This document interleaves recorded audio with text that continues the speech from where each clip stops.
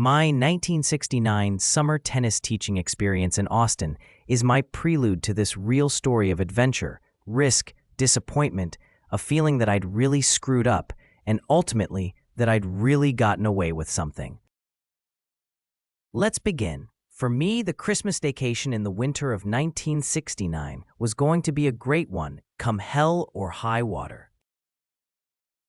I'd never been on spring break because that's when the IU tennis team's official season kicked off. So every spring I never had the freedom or opportunity just take off to Florida, the Bahamas, Bermuda, or even Mexico, as many of my contemporary classmates had done. I had to listen to their wild stories about wild parties and wilder girls on the beach until it made me ill. Yes, I'd had my fun in Austin that summer before, but still, that was not the same thing, at least in my mind. I would often play doubles with them and give them some pointers. They were all well-to-do chaps who had their own ski boats and party barges, which they frequently utilized on the calm part of the Colorado River that ran through Austin. I'd made some very good friends with a group of guys that were good athletes and decent tennis players who frequented Caswell Tennis Center. They were not on my level, but they certainly enjoyed the game immensely, and I respected their enthusiasm for the sport. Upstream from Austin is a major dam that actually turns the part of the river coming through the city into more of a lake than a river. There were even major water skiing demonstrations right outside the apartments that I lived in that drew hundreds, maybe even thousands of spectators.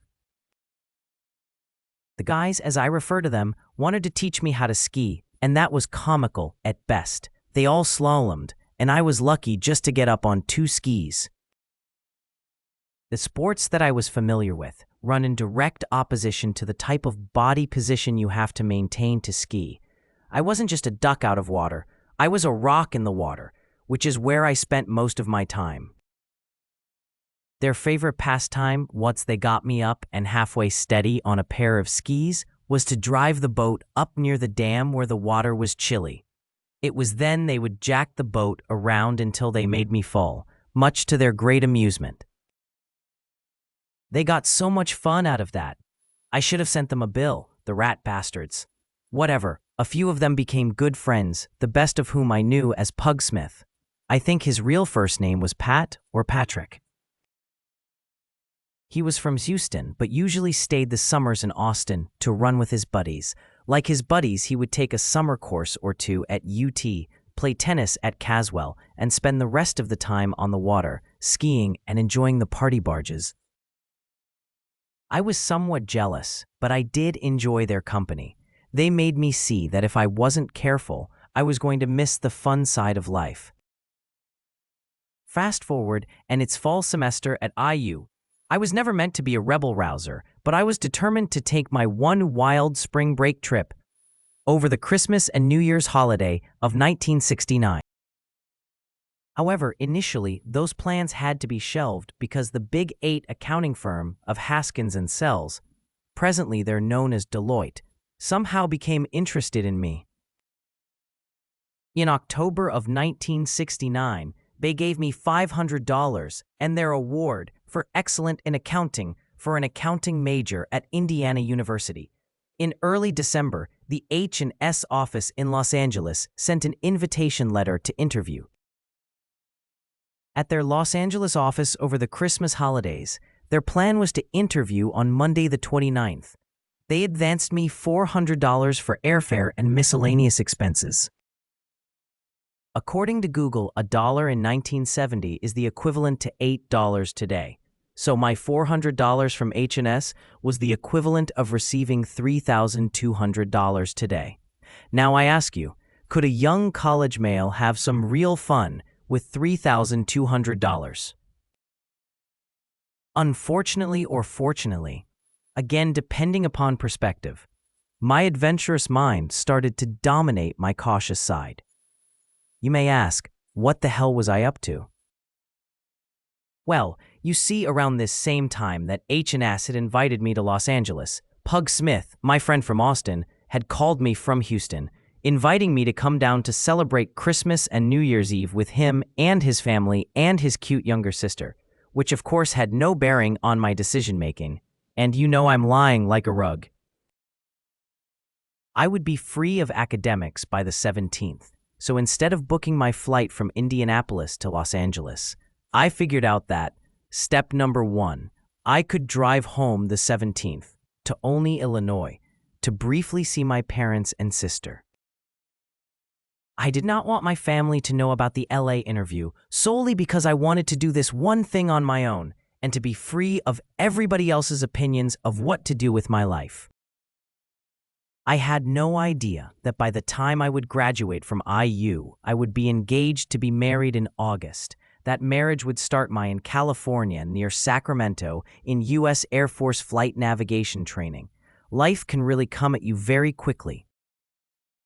If there is an underlying theme to this piece, that's it. I love the movie The Graduate. It epitomizes this theme.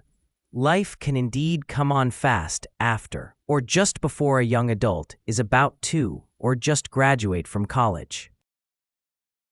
Dustin Hoffman's character was me in a nutshell. He's somewhat shy, he's shorter than the average male.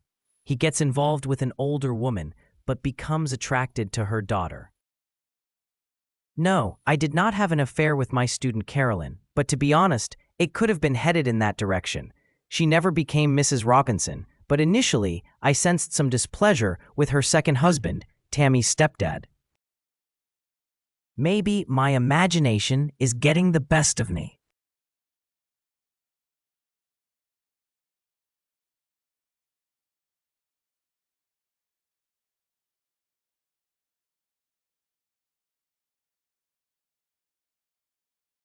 Step number 2. Drive the 880 miles to Houston on Saturday the 20th. Enjoy my stay with the Smith family through Christmas Day.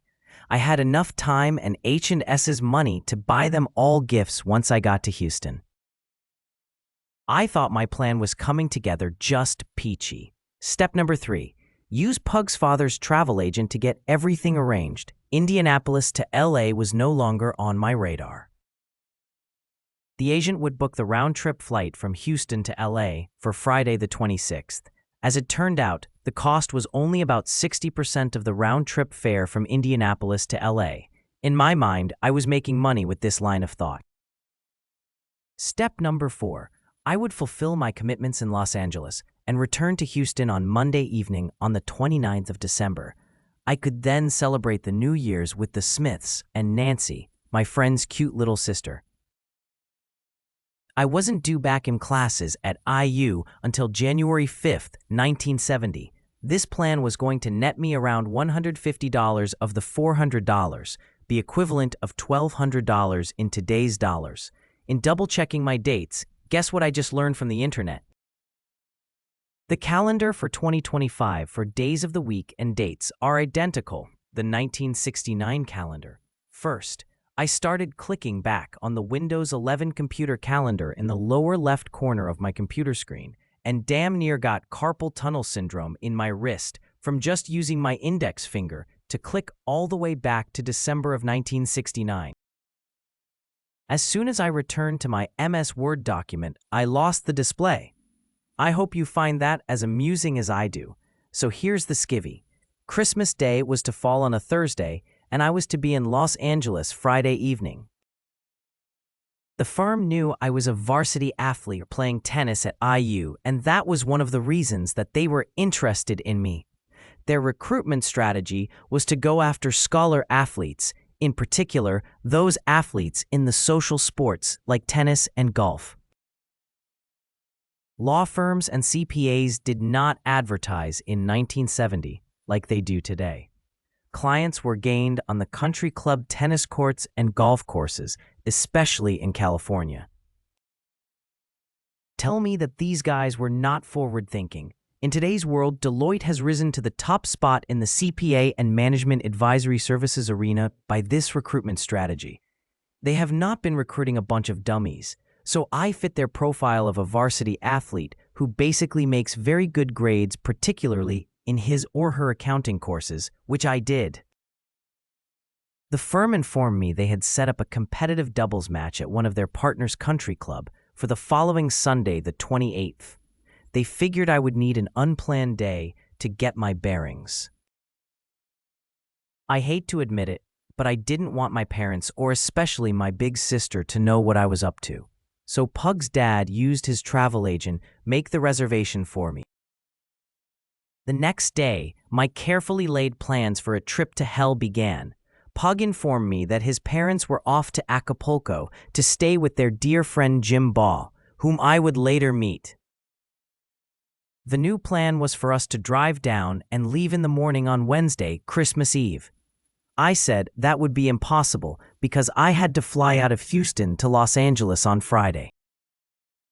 Pug, a very likable guy, rarely changes his mind once decided. He always sees options and believes people need to adapt. He thinks one should not let a few pesky details get in the way of having a good time.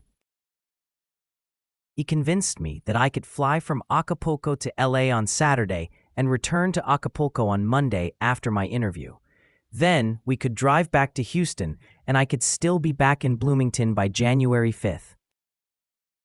He said to just call the firm and tell them I simply cannot get to LA by Friday evening of the 26th.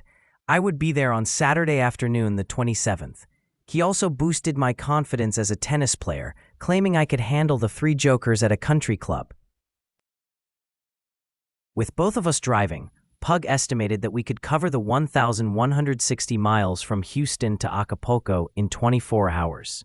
We would take a healthy nap that morning and early afternoon and be ready to explore Acapulco that evening. By this time, I figured I had already blown the interview with Haskins and Sells, and if I had to return their money, I would manage. I was determined to have a real spring break that had been withheld from me the previous 3 years of my college days. The LA office personnel director had told me that if the interview went well, they would offer me a job in LA for the entire summer. Before my commitment to the United States Air Force in mid-September, if the job offer fell through because of this misadventure, I knew I could just play tournaments for the summer and start U.S. Air Force Navigation School in California in September. This totally made sense to me. My only loss was that Nancy Smith was not going with us and was staying in Houston. I'd become quite attracted to her because we had a great time at the party we managed to attend on Monday evening. When you're 21, the old hormones grind on your psyche every minute of the day. Just telling it was in 1969. So the decision was made, for better or worse, with Pug and me planning to leave Wednesday morning for Acapulco in my 1968 Mercury Cougar. The Mercury Cougar had only a few easy miles on it, no more than 10,000. I started thinking and asked Pug if I needed a passport. He nodded no, but then he asked me if I had the title to my car. Unbelievably, I had kept it with me on my father's advice. He had paid cash for the car when he bought it for me and gave me the title immediately. I think he wanted to know that he had great trust in his son, and up to this point in my life, I had never given him anything to doubt that perception.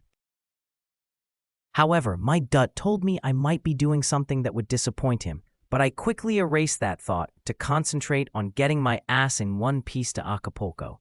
I really wanted to enjoy the adventure about to unfold for someone who had taken very little risk before this opportunity came along. With title complications solved, two crazy guys in a Mercury Cougar blasted off for Acapulco. We were anxiously looking forward to being a couple of rebel-rousers south of the border, way south of the border. Leg number 1, Houston to Laredo, 315 miles, and just over 5 hours. We allotted 6. Leg was uneventful. We got there before 1 p.m. Houston time, had no problems at the border, proved the title was in my name, and I was who I was with my Illinois driver's license. Only took 30 minutes at most to receive our paperwork that would get us through Mexico. That would include all the way to Acapulco, according to the officials at the border. This turned out to be absolutely true. No complications. Leg number 2, Laredo to Monterrey, Mexico, 140 miles, with 3.5 hours allotted to this leg, because we included the 30 minutes at the border on this leg. Gas, bathroom break. In lunch in Monterey consumed another hour, left Houston at 7 o'clock a.m., and by the time we left Monterey for Mexico City, it was getting close to 5 o'clock p.m. Houston time. The road from Laredo to Monterey is about as straight a stretch of highway that I have ever been on in my life. Leg number 3, Monterey to Mexico City, just short of 700 miles with the driving time of 11 hours and 30 minutes. This is where having 2 drivers was crucial.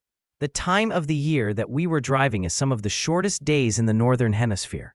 It wasn't long before we were into the night on the road to a city with more population than any in the United States. Mexican capital was almost 9 million people in 1970. It was looking for about a 4 a.m. arrival in Mexico City. That's on Houston time, but I think it's on Central time also. I'm detailing our trip to Acapulco for it will be relevant for comparison's sake later in this story, as you will see. We drove pretty fast on this leg, and we were headed toward Acapulco on the far side of Mexico City on schedule. Leg number 4, Mexico City to Acapulco, was around 240 miles and took us almost exactly 4 hours, arriving at the hacienda at 8 o'clock a.m. Houston and Acapulco time. I was surprised they were on Central time, same as Houston. The beautiful home faced the highly commercialized side of the Acapulco Bay with its big resort hotels dominating the skyline. This home belonged to a Dallas millionaire whose name was Troy Post. Troy Victor Post was connected to the Smith family through Jim Baugh, who worked for Mr. Post in public relations. Mr. Post was a very successful entrepreneur in all facets of insurance business. He was 64 in 1970 when I was privileged to stay in his home on the bay in Acapulco. Mr. Post died in 1998 at the age of 92. I never had the privilege of meeting the man, but I certainly enjoyed my stay in his lovely hacienda in Mexico. Pug and I were ready for the sack that followed our plan precisely. We got to sleep about 10 a.m. It really wasn't a bad trip because Pug and I got along very well and talked almost consistently, except when one of us wanted to nap. For about 2 hours between Laredo and Monterey, we had gotten WLS in Chicago on the AM radio. I learned later that if a cloud layer is just right elevation, the AM radio signal can reflect off that layer and give good, strong reception to a receiver much farther away than under normal circumstances. Here's a bit of trivia for you. WLS originally stood for World's Largest Store and was owned by Sears and Roebuck at one time. Aren't I just a fountain of information? Now it's time to get to the rebel-rousing part of this story, the juicy part, as many people would say. The hacienda had its own swimming pool, cook, and maid service. This was my first time experiencing how the better half or the better 10% live in this world. It's pretty damn good, I'll tell you. We had missed Christmas Eve by while driving the night.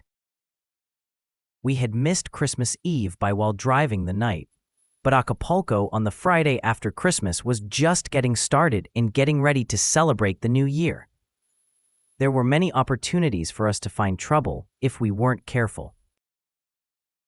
That evening we headed for the beach in front of the big hotels. All the tourist youth were in the beach area. It wasn't long before Pug and I had cornered our own foursome of hot German girls who were there to party hardy.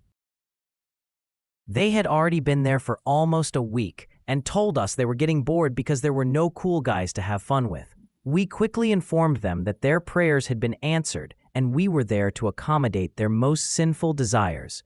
Of course, this was done in a very jovial and tactful manner.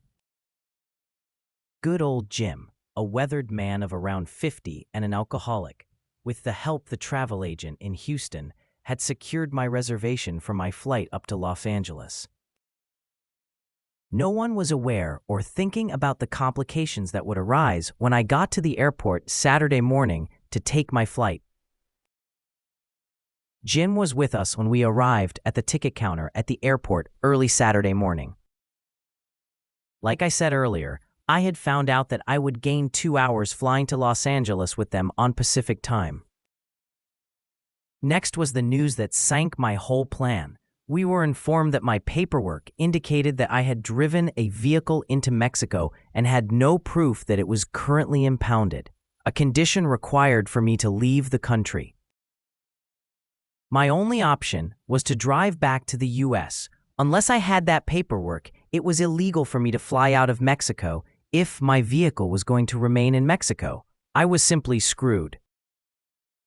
The reason for this requirement was to prevent opportunists from bringing in a car bought for at normal U.S. pricing, then driving it into Mexico and selling it on the black market for more than double the original purchase price in the U.S. This clearly made sense to me. For that first night in downtown Acapulco, a well-dressed man offered me $8,000 for my Cougar. There was no way I was going to get to fly out of Mexico on a plane. It was approaching 8 a.m. Central Standard Time.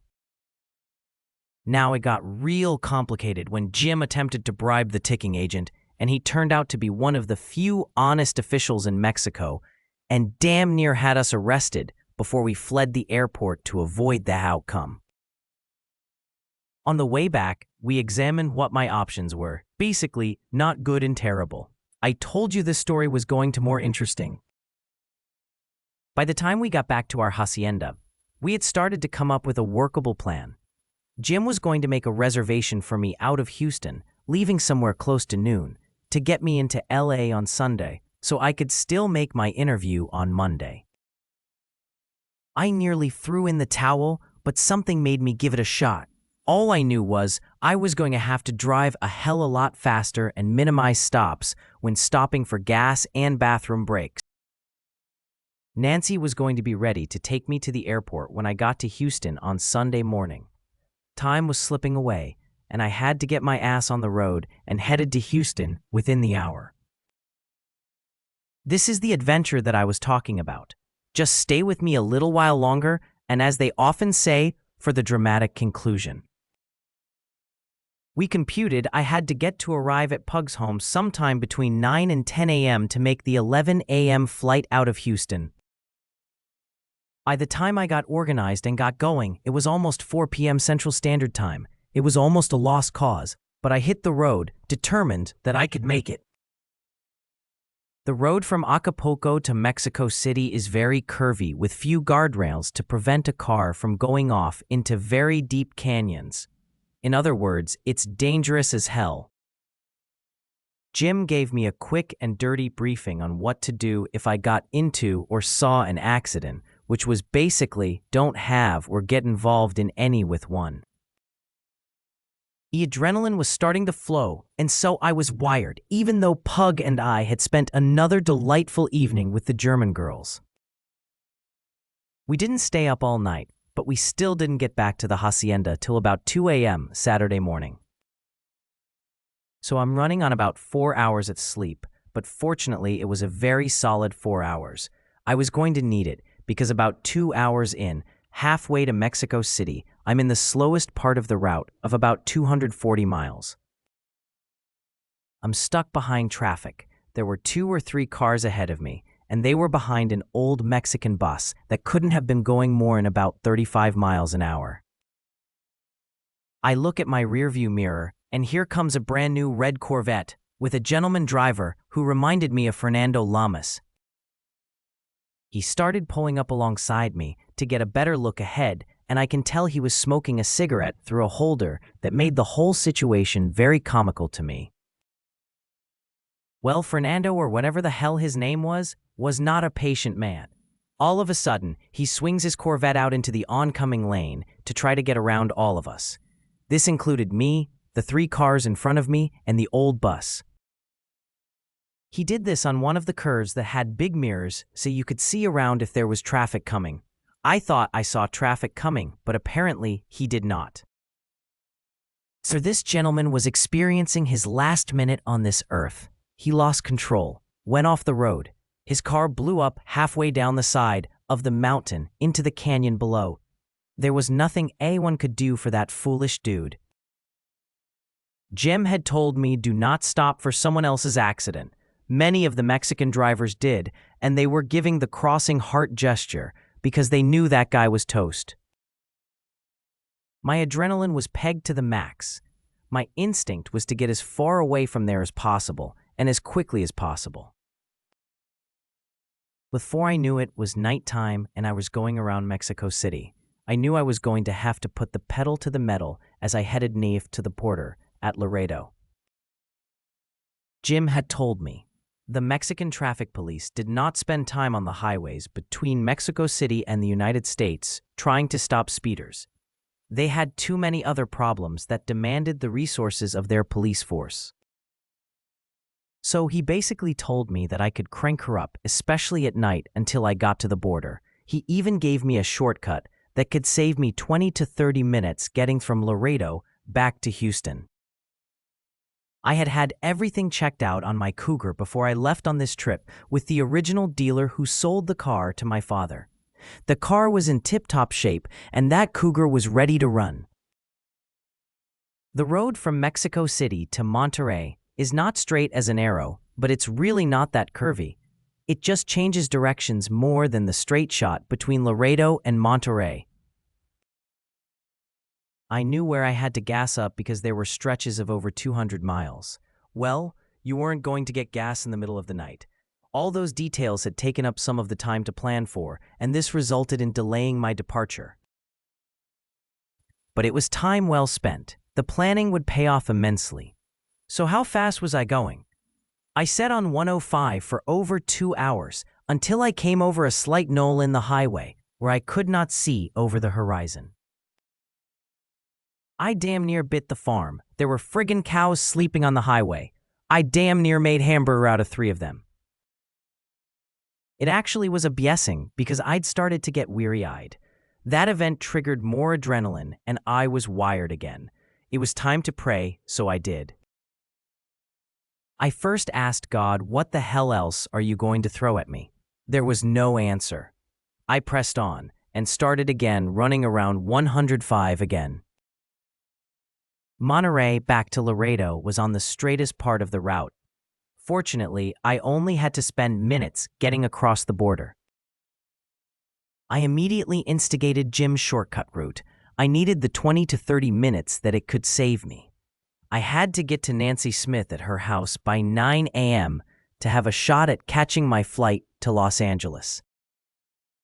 I had about 4 hours and 45 minutes to go, according to my calculations, so I needed that shortcut.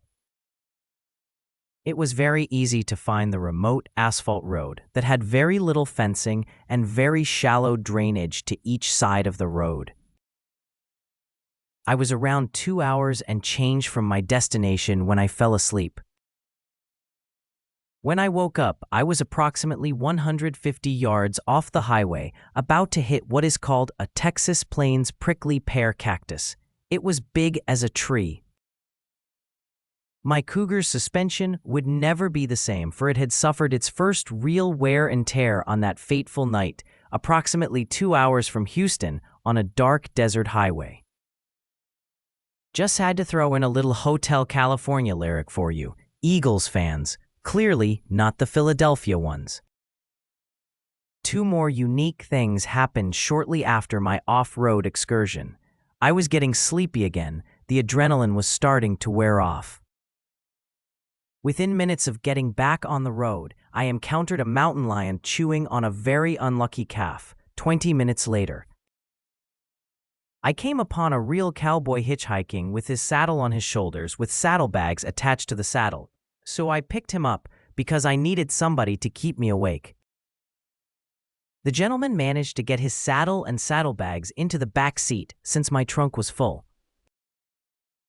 As he gets in, he closes the door and removes the handkerchief that had been covering his mouth and nose. The wind had been blowing the desert dust to where that covering was absolutely necessary. I knew that, so I wasn't alarmed that he looked like a bank robber out of the Old West when I picked him up. I was astonished when I saw his face, for he was a dead ringer for Paul Newman. I immediately made that observation to him, and he simply said, "Oh shucks, I hear that all the time." I did not laugh. I simply smiled and nodded, and we were off. I dropped him off where he needed to be to go a different direction.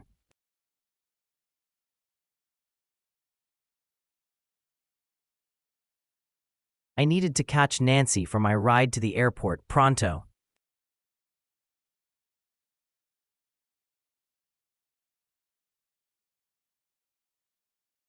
As I pulled in, Nancy was waiting with her car running. She was acutely aware of the tight schedule.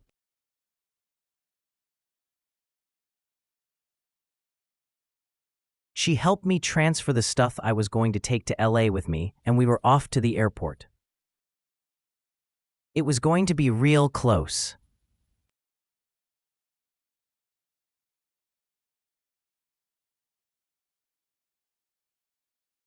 Fortunately, she knew the best way to get to the ideal parking garage, parked quickly, and directed me through the airport to catch my flight.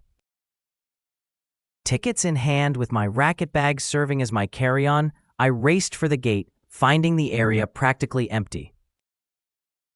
Airline personnel were about to close the cabin door when the gate agent yelled out for them to stop and let me on. This scenario could not possibly happen in today's environment of security at the airports. Simply no way, Jose. But in 1969, this could still be pulled off, and I know because I've done this twice. I've gotten on airplanes with about 10 seconds to spare both times. This time and once in Charleston, South Carolina, when I had to return a car, and that made me cut it this close also. That in itself was a strange trip for. I had taken Eastern Airlines out of Miami to Charleston. I was the only passenger on an airplane that could hold at least 100 people. On this latest trip, I also had pulled it off and made my flight to Los Angeles. I was one worn-out camper.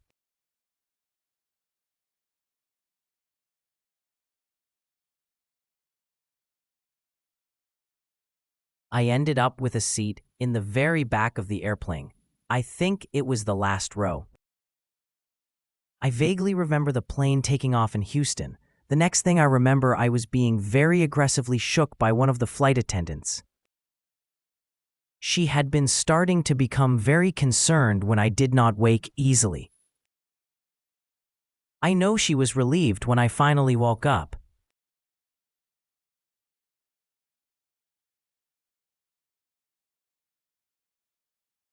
I had made it. I was in LA, safe and sound on a nice Sunday afternoon in the City of Angels.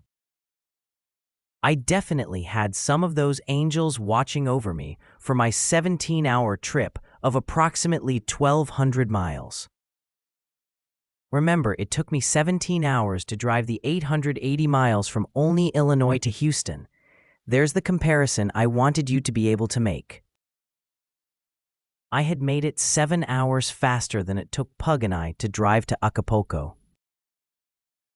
That averages slightly over 70 miles an hour. Remember, an hour of my trip was at 35 miles an hour behind the bus, halfway to Mexico City from Acapulco. I had called and explained to Mr. Burns, as I best can remember. He was a wonderful man who was the personnel director for the LA office of Haskins & Sells. He was unbelievable in that he had rearranged all the plans, made sure I had hotel accommodations close to the office in downtown LA, and had given me instructions of the best way to get to the hotel from the airport. Obviously, this man was very good at his job.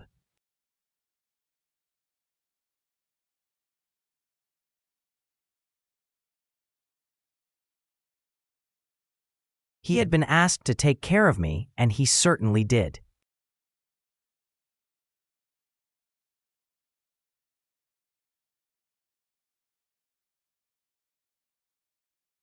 So now we enter the last little chapter of the Undertaker Navigator's big adventure before he ever became the Undertaker Navigator. I was clearly expecting a little bit of a dressing down from my scheduled contacts at the LA office. Nothing could have been further from the truth. There were 3 or 4 partners waiting for this crazy recruit from IU that had ran off to Mexico on their dime. They were not there to give me a lecture. They were there because they wanted my first-hand account of what I had just gone through to get there. Every one of them, I believe, was thirsty for adventure as much as I was when I left Bloomington the last day of my classes to leave on crazy Christmas holiday. I had barely got started, and the conference room had filled up with 15 to 20 people who wanted to hear every detail of my crazy experience in Mexico. I did not disappoint them. I came totally clean how I had used their $400 advance to work in a little adventure because I felt that I needed before launching into the business world, and my military commitment. I told them the whole unfiltered, unvarnished mess of a story as honestly as I could on that Monday morning, December the 29th, 1969. That became my interview.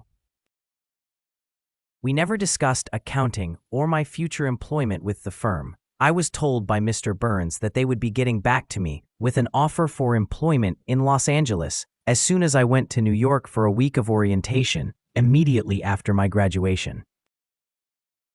This all came to pass, and I arrived in Los Angeles in early June of 1970, engaged to be married in late August, and scheduled to begin U.S. Air Force navigation training at Mather Air Force Base, California in September.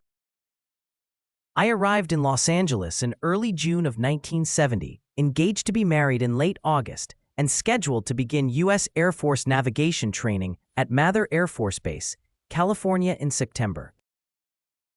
In other videos, I've related my experiences auditing casinos in Las Vegas working out of that Los Angeles office when I was living in Marina del Rey. As I've stated, that firm today has evolved into a juggernaut called Deloitte. The Deloitte name evolved from the firm's international name that I knew in the early 70s. It was Deloitte, Haskins & Sells. They'll always be the class act in my book.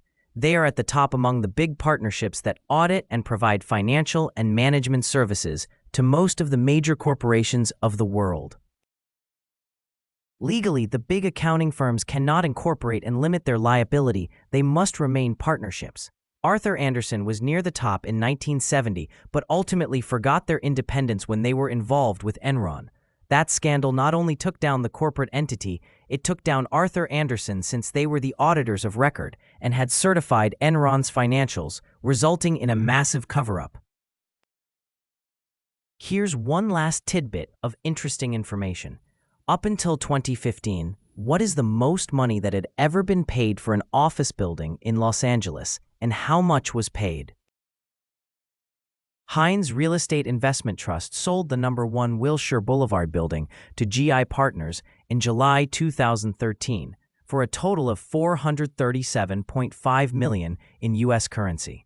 At a sale price of $660 per square foot, it was the highest price ever paid for an office building in downtown Los Angeles.